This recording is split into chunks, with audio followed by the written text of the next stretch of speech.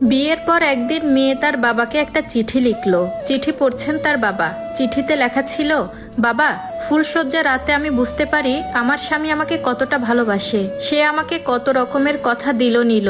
সব সময় সুখ দুঃখের সাথী হয়ে থাকবে তোমাদের জামাই। আমি কান্না করে দিয়েছিলাম তার কথায়। তখন তোমাদের জামাই আমাকে সান্ত্বনা দিচ্ছে আর বলছে, ধুর পাগলি, এক বাবা মাকে ছেড়ে আসছো, এখানে আর এক বাবা মা পেয়েছো। আমি আছি, তোমার দেবর আছে, ননদ আছে, তোমার শাশুড়ি আছে, দেখবা তুমি কখনো কান্না করার সময়ই পাবে না। আমি জানি বাবা, তুমি খুব খুশি হচ্ছ চিঠিটা পড়ে, তাই না?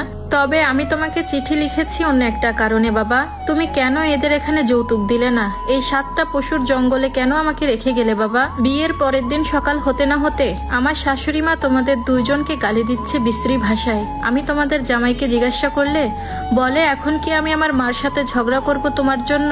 ও হ্যাঁ, তার পরের দিন প্রথমবারের মতো শাশুড়ি মা আমার মুখে একটা চড় মারলো। বাবা, তুমি কি কখনো আমাকে গায়ে হাত দিয়েছো? মা আমার গায়ে কখনো হাত দিয়েছে?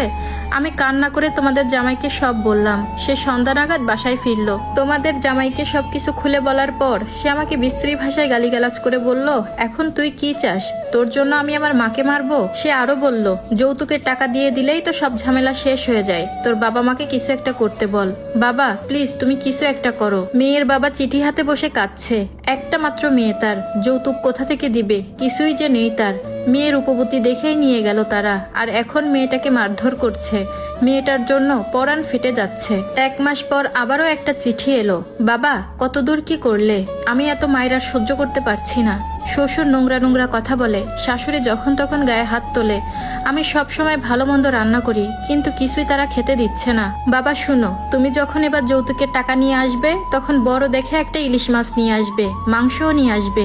এসব এখানে আমি রান্না করি, কিন্তু খেতে দেয় না। আমি যদি কখনো খেতে চাই, তখন বলে তোর বাপকে কিনে আনতে বল, তারপর খাবি। ও বাবা, বাবা কবে আসবে? কতদিন তোমাকে দেখি না।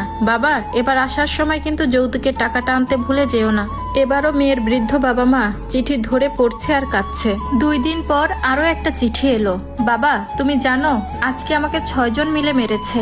আমি 2 দিন উঠানে পড়ে আছি, কেউ ডাকিনি। তোমার জামাই বেল্ট দিয়ে মেরেছে, নাকে ঘুষি দিয়েছে, রক্ত জমে গেছে, দম নিতে কষ্ট হচ্ছে।